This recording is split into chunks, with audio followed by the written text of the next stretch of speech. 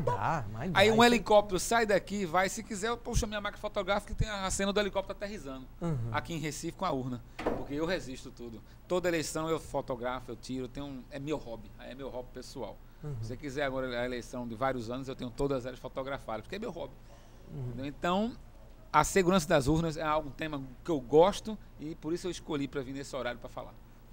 Bom, o Wallace está querendo já fazer uma colocação, vamos usar o boa tarde do Wallace, mas antes, o candidato do PSB, Eduardo Campos, já votou em Casa Forte e nós estávamos lá com a repórter Mônica Mel. Vamos lá, Mônica.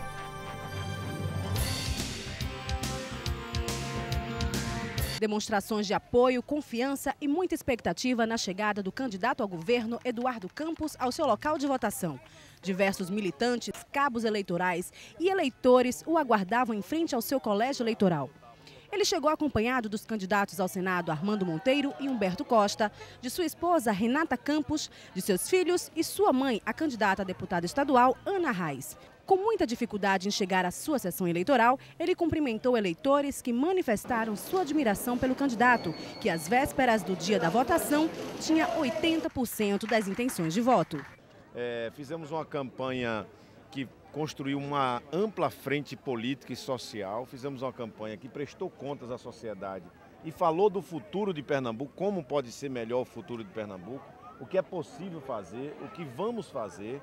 E a campanha foi aprovada pela sociedade pernambucana. Temos a alegria de chegar ao dia da eleição com grande entusiasmo da população, com números muito expressivos na pesquisa, mas devemos esperar com muita tranquilidade a expressão do voto popular. Depois de votar, Eduardo Campos acompanha sua esposa Renata Campos e os seus filhos até o local de votação na Faculdade Marista. TV Nova Nordeste na cobertura das eleições 2010.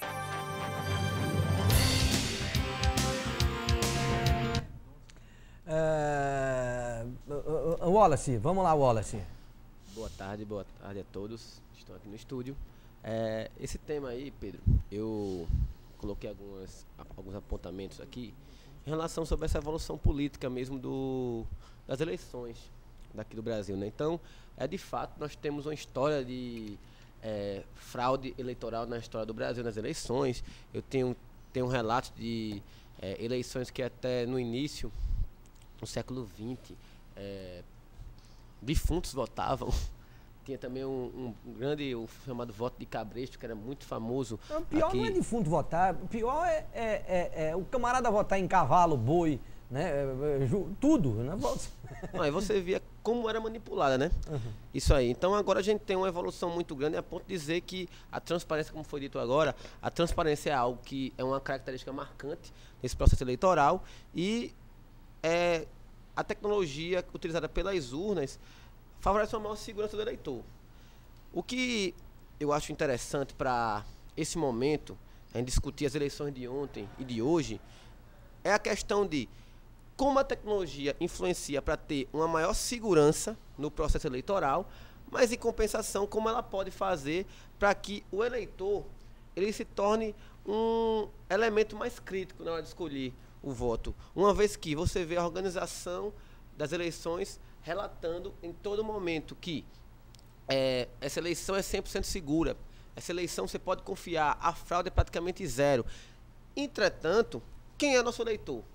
Então, eu acho que agora um grande desafio para as eleições, para os processos eleitorais do século XXI, é manter a metodologia desse processo eleitoral, mas em compensação também formar mais um eleitor mais crítico, porque é fato que temos a mídia, a imprensa, hoje ela manipula muito a eleição diretamente.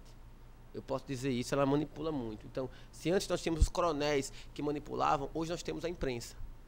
O papel dos meios de comunicações dentro de um processo eleitoral tem um papel muito importante.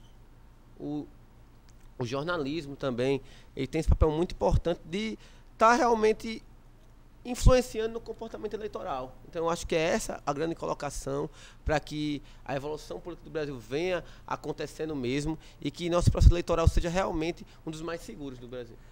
Eu vou passar aqui para o doutor Orson, né, para ele responder essa questão. né? Mas eu não posso ficar calado.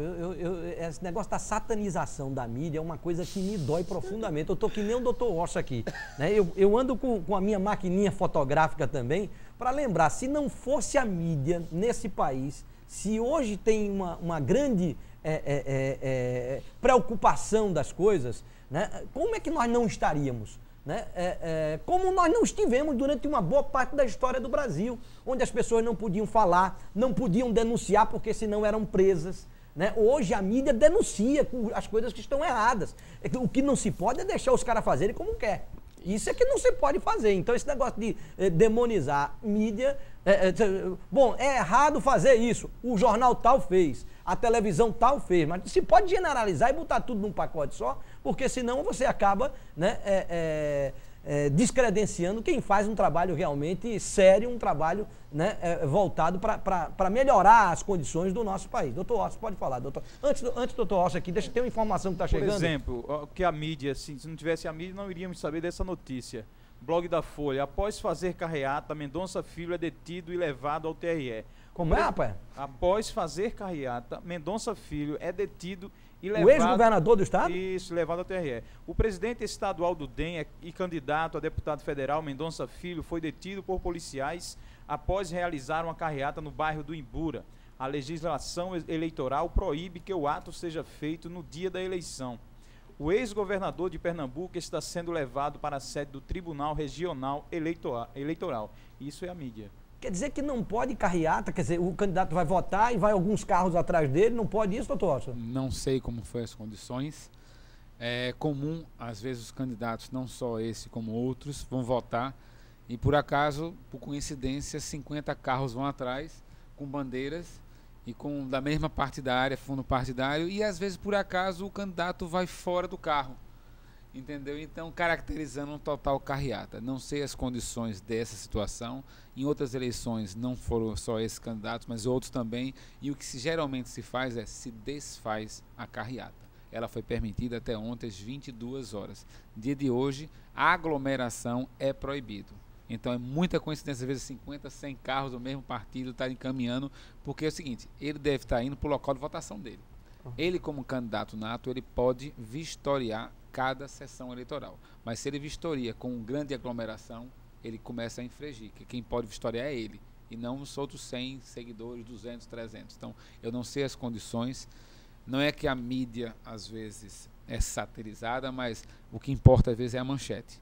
Uhum. E tá levando para o TRE, eu não sei por que está levando, porque o TRE lá não está para resolver isso. Tá levando para o TRE mesmo ou para a delegacia? Não, entendeu? TRE, então, blog da Folha. Eu queria tá aqui no blog da Folha essa matéria, viu, gente? Tá no blog da Folha que acabou de sair. Isso. Né? Se o Alexandre Farias puder confirmar ou não essa informação, é importante, viu? Porque trata-se de um ex-governador do estado, né?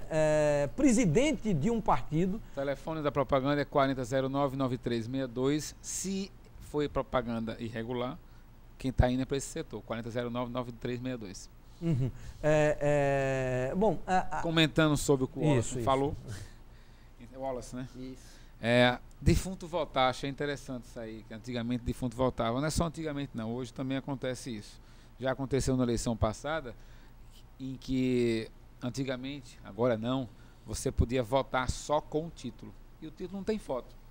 Então, o rapaz abriu a gaveta, o nome o mesmo do pai, e ele pegou. Fazia 2 semanas que o pai estava falecido. Ele pegou o título do pai, que tinha o mesmo nome que ele, foi e votou na mesma sessão, que era ele e o pai dele. Então, depois que ele percebeu em que ele não tinha votado, e que o pai dele ele tinha votado no lugar do pai.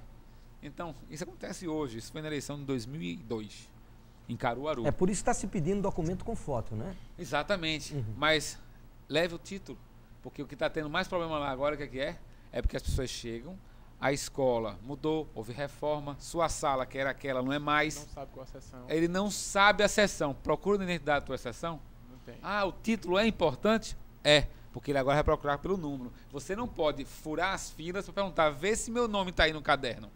E é isso que os eleitores estão querendo fazer agora, furar a fila para pedir ao mesário para identificar o nome. Então, essa questão do voto do defunto já houve coisa antiga.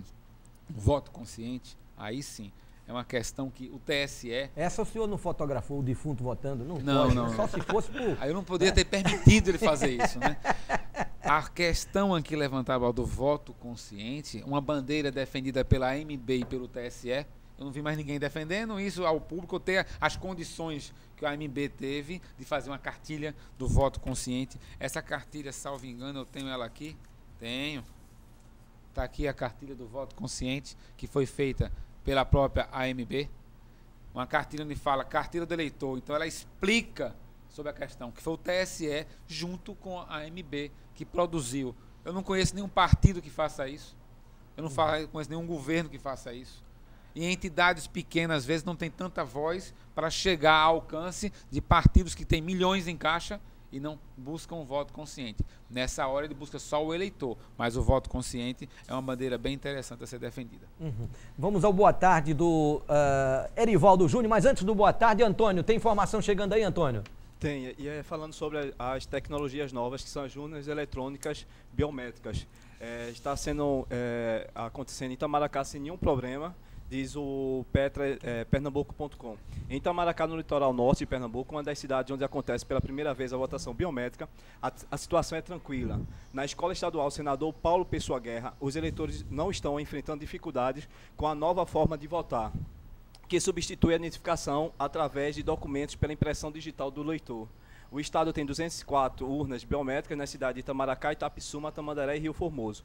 As cidades foram escolhidas como forma de testar os equipamentos que devem ser usados em todo o Brasil no próximo pleito. Ou seja, está ocorrendo de uma forma muito boa e é uma forma também de massificar o uso das urnas eletrônicas e agora as biométricas também, sem nenhum problema. Se o americano já fica se roendo com essa eleição, imagine com a do dedinho, né, Exatamente, porque se existe alguma dúvida sobre a qualidade da urna eletrônica, a fraude que não existe, não consegue provar, o defeito, ou melhor dizer, não era o defeito, é o brasileiro em que tem a intenção de sempre dar um jeitinho, levar o título de outro, agora acabou. Agora acabou. Você encostar o dedo, aparece já a sua fotografia? Este ano ainda não. A urna já está preparada, tem um local, já o visor da fotografia. Este ano o caderno de votação tem a foto do eleitor. Mas na próxima eleição vai aparecer também no visor da urna. Esse ano ele chega, ao colocar o número do título dele, aí pede para ele colocar o polegar direito, a urna vai identificar que é aquele eleitor, ao identificar, libera o voto. Então, desse jeito, até a identificação, se a pessoa pegar por engano o título do outro, ele não vai poder votar, porque ele não tem o mesmo dedo. Vai ter muito candidato querendo partir dedo de eleitor na próxima eleição. Porque Pernambuco vai estender para 50 cidades na próxima eleição a urna biométrica. A gente estava brincando aqui, do jeito que hoje digo, você tem que provar que você é você com um documento com foto, né? Mas o cara, quando botar o dedo lá, né, vai ter que levar um dedo também. Exatamente, então vai ter que ter o próprio dedo. E vou dizer mais, são os 10 dedos do eleitor que é colocado. Ixi, mano, não pode ser um só, não? Não, porque se o primeiro não pegar, tem que ter outro. Então o sistema ele é tão completo em que nós pegamos os 10 dedos do eleitor e a fotografia. Então a pessoa deu o primeiro dedo, às vezes pode ter cortado o dedo no dia, ele pode estar com um problema, quebrado a mão. Então por isso nós pegamos 10. Então vai ter que o candidato ter que arrancar